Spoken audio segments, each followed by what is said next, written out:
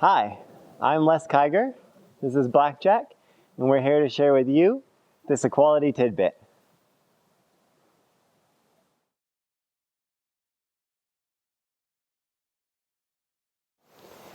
In today's tidbit, I want to talk to you a little bit about waiting for the try. Now, when we're doing stuff with horses, it's really easy to get in a super active mindset. We're going to show the horse what to do, we're going to educate the horse, we're going to walk them step by step through things, and all of those are a super great aspect of what to do with our horses. But something that often gets overlooked is the need to have some stillness and to wait for the horse to figure out things on their own.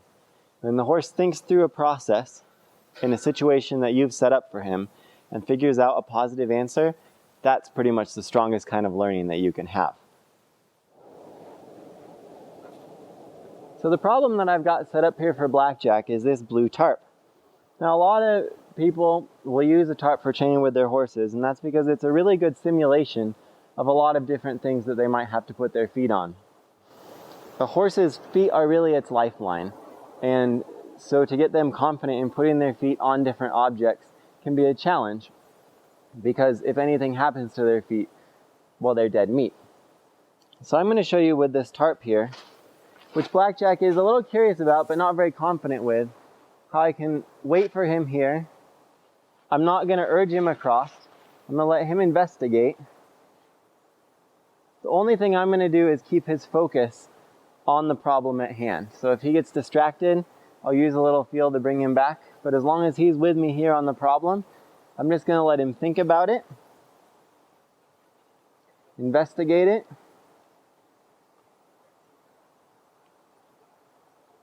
this is great that he's touching it with his nose and exploring it. He's sniffing at it and really looking closely. Those are all really great signs that I want him to be exhibiting while he's getting interested in this new object. So that was actually a really good try, him investigating it that way. So I'm going to take him away from it for just a moment.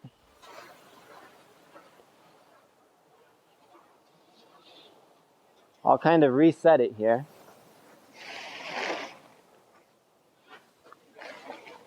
So my problem is all set up again. Again, I'm just going to wait.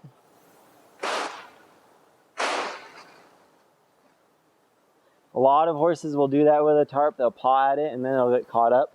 He's having a really nice positive reaction to that though. He's not spooking, not freaking out. To make that a little easier, you could lay a cavaletti or a pole on each side or put a rock on each corner. The poles are nicer because they cover the whole side. But in Blackjack's case, this is just fine.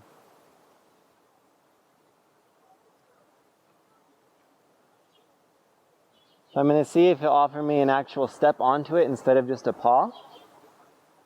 Can use just a little feel here. That was super nice. So now I'm going to wait and see. Oh, see how he stepped that back foot up while I was waiting on him? That would be nice if he wanted to walk all the way over right now.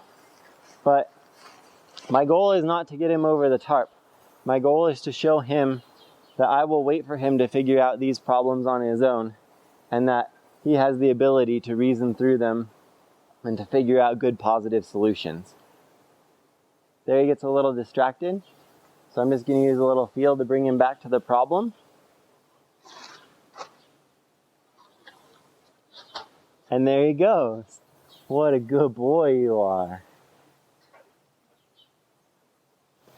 So that's just a brief introduction with an example of how you can start to integrate waiting on your horse and letting him solve his own problems. And I hope that you'll be able to integrate that into your own horsemanship practice, that you and your horse can grow through this process of setting up problems and having mutual problem solving. Let me know what you think in the comments below, and if you have any stories about how this works for you, I'd love to hear them. As always, I'm always looking for new ideas for topics for Equuality Tidbits. So if you have a question that you would like me to answer here on the air, go ahead and leave it in the comments below, or send an email to tidbits@equuality.com. Thanks.